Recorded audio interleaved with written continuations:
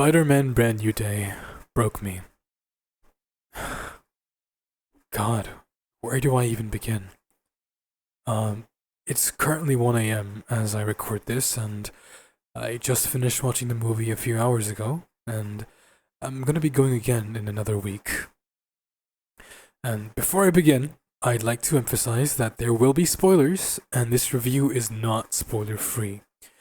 So please watch this video at your own caution, and I heavily recommend you check out the movie in theaters. Watch it, and if you can't afford it, or have no means of being able to watch it in theaters, please wait for the movie to come out on streaming services legally.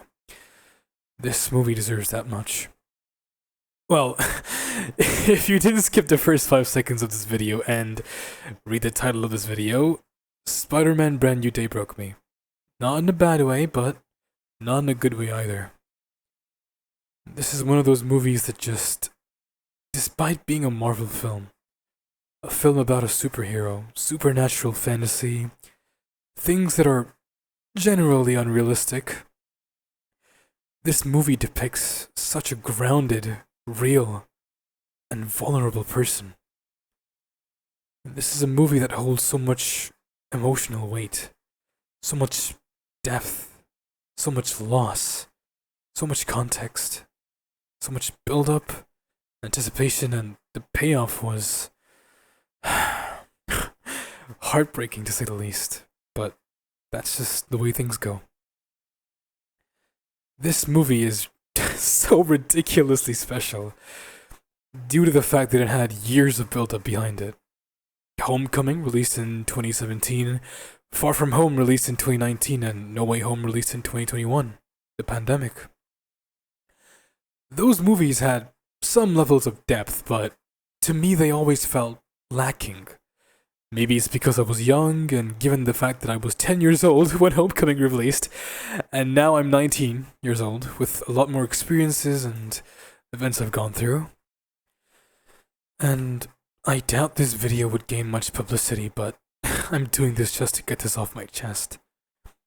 I never really grew up with Tom Holland's iteration of Spider-Man, nor did I grow up with either Tobey or Andrew, but well, I was an infant during Tobey's age, and too young during Andrew's movies, but I did come to like Andrew's Spider-Man though, but again, I was a kid. I was just a kid. A kid that saw superhero films as superhero films, the way they're intended to be conveyed to children. It was cool, action was fire, emotional moments were insane, but when I grew up and watched Tom's films, I can't say I liked his Spider-Man or Peter Parker that much. It felt like, unlike the previous Spider-Man, the Spider-Man rather, and by the time I did watch the Tobey and Andrew films, but unlike those two films, Tom's films felt so improper, for a lack of a better word.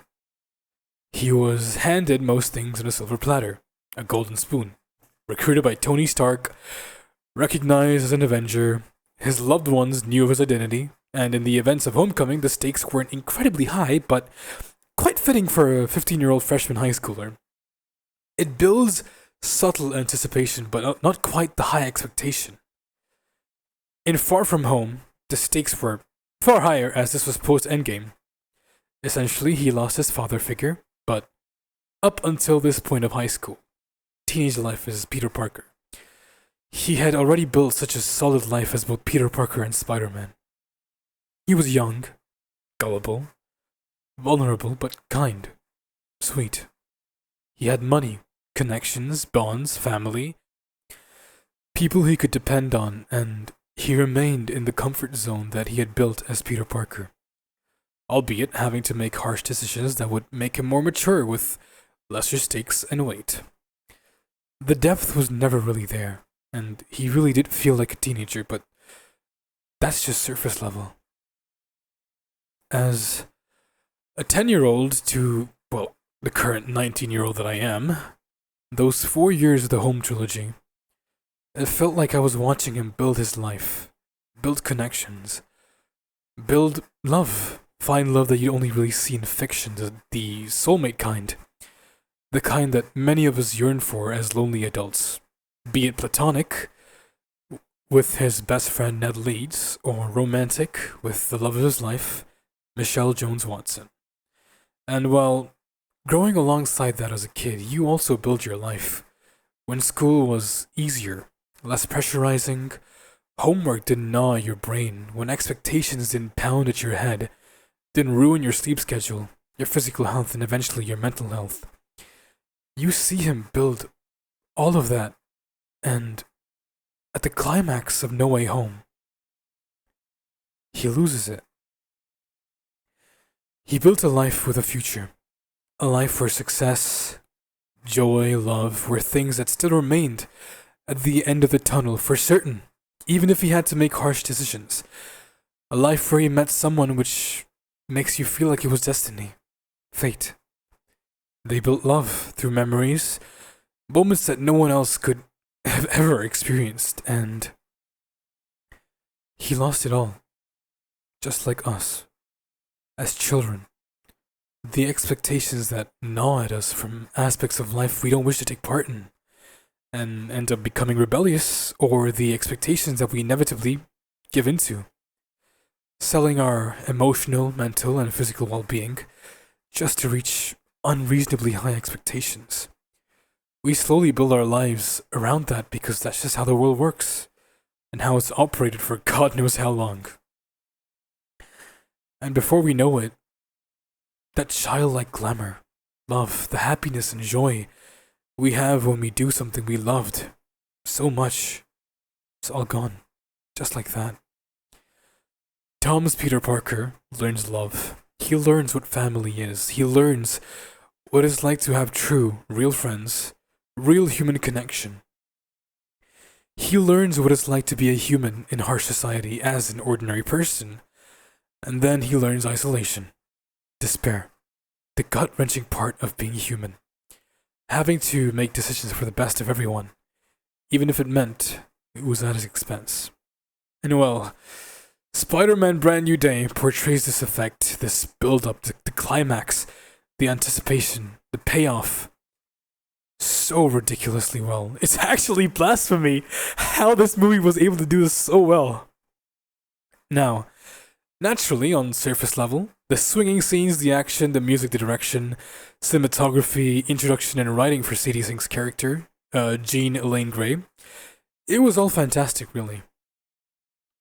The reason I think that now, of these three Spider-Men, Tom is my favorite depiction of a live-action Spider-Man, is because even through all the hardships he faces and goes through, at such a catastrophic level, even through all the decisions he makes, even if it was for the best of everyone, even if it meant Peter Parker wouldn't be happy, he'd do it.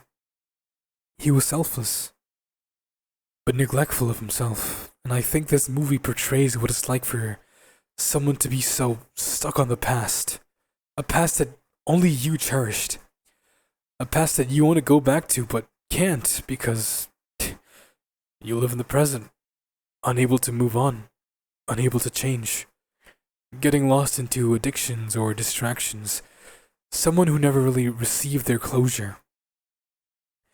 For nearly 5 years of his adult life, post-high school as the movie shows, the beginning sequence of Ned and MJ entering MIT and graduating MIT, meaning it'd have to be at least 4 years or 5 years. While Ned and MJ document parts of their life, growing, meeting new people, becoming new people, all together, Peter, not Spider-Man, Peter, is still stuck in the past for 5 years.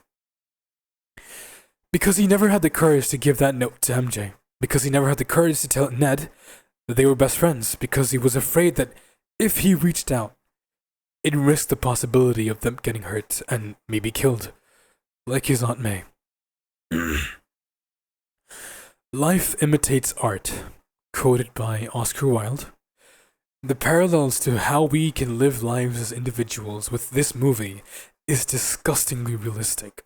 And I don't mean that literally. Getting someone killed would be outrageous, but losing them permanently, an undoable action, an error, a mistake, immaturity. We learn from that, but then we cower when we face a situation, a path that makes you reminisce of what you built and lost. And well, in the movie, MJ finds the note. She reads it, and she firmly declares that she is no longer the same person she was 5 years ago. 5 years. She's MJ, but different. While he's stuck in the past, she lives in the present. While he loves her, she doesn't love him. He received closure in the form of heartbreak, a tragedy, inevitable, waiting to happen. And in that position, well, I'm sure that if this video gets publicity at all, those who listen to this might relate, but you might reminisce on the past again while you grieve. What if Peter gave that note that day in the cafe before they started MIT? What if you did something that would change the current present that you live in? You regret this present, so what would it be like to change the past? Unfortunately, it's the past. It can't be changed. That's just how life is. For 5 years, Peter lived the same life, the same days. Different people, different villains, different story, but the same days. It wasn't Peter living those last 5 years, it was Spider-Man. He was forgetting himself. He was losing his own identity. Especially after that, the kiss scene with MJ and her boyfriend at the party, but I think that was a nail in the coffin. For the last 5 years, he did good to society, but never did good for himself, and he cowered in his comfort zone, because setting foot outside that comfort zone meant possibilities that he was not willing to risk. Because he was scared, afraid. This video isn't just about Spider-Man or Peter Parker, but us as people. And he received this closure in the form of a mistake, an accident, something he never meant to happen, much like how we experience in life. Things happen when we're least expecting of it.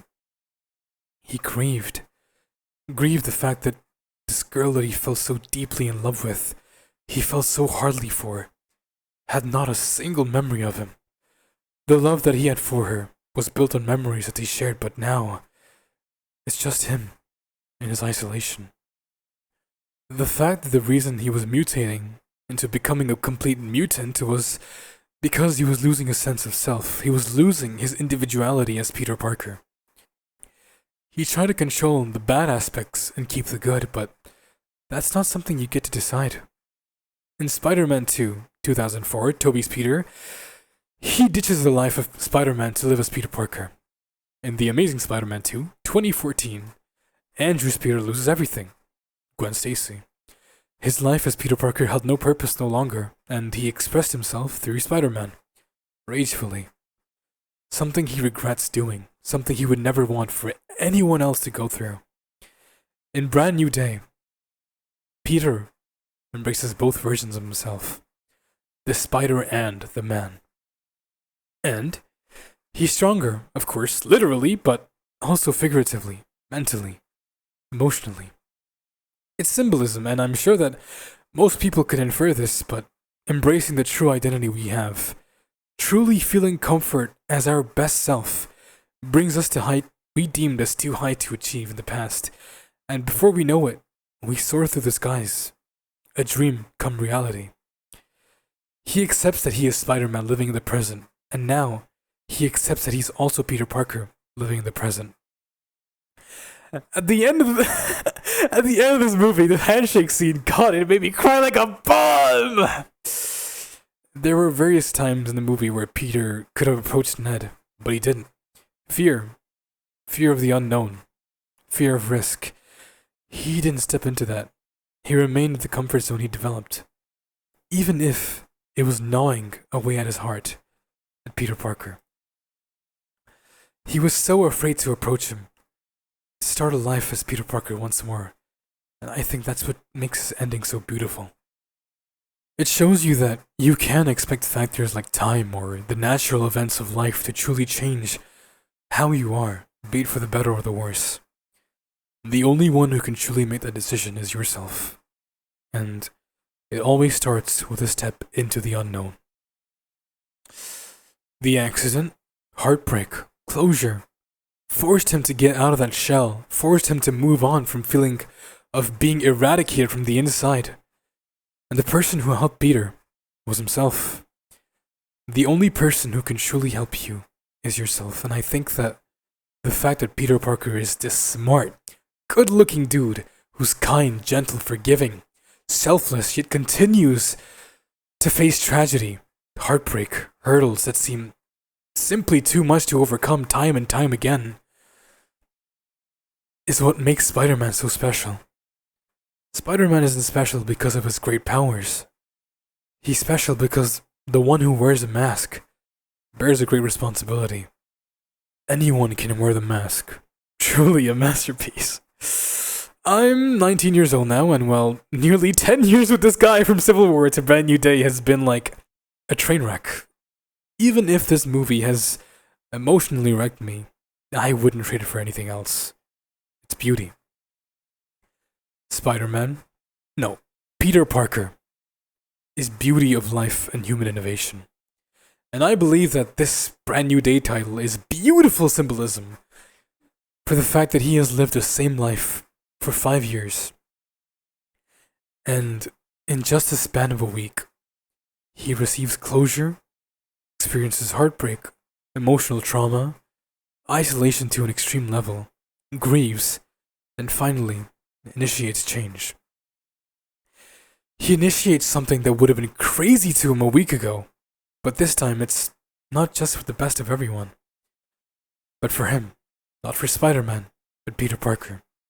And that's his Brand New Day. This movie was phenomenal. As a standalone, it's okay, it's heavily enjoyable, really cool, really fun, but that's not the point. This movie isn't meant to be purely enjoyed surface level. It's meant to be understood at a depth that the past 3 movies have built. God, I love Spider-Man. Low-key, it would have been crazy if they actually killed Spider-Man and had a symbiote resurrect him off the grave, by the way. That would have been fucking insane. Okay.